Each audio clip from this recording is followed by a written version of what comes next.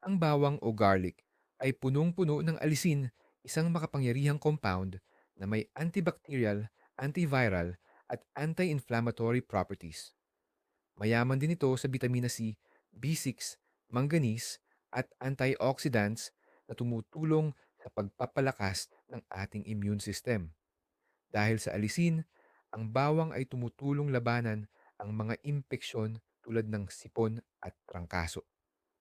Ayon sa mga pag-aaral, ang regular na pagkain ng bawang ay maaaring makabawas ng hanggang 63% ng tsansang magkaroon ng sipon.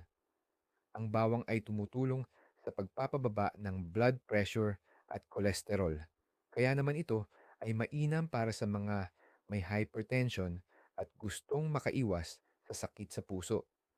Dahil sa mataas nitong antioxidant content, ang bawang ay nakakatulong sa pagprotekta sa ating utak laban sa oxidative stress na maaaring magdulot ng Alzheimer's at demensya.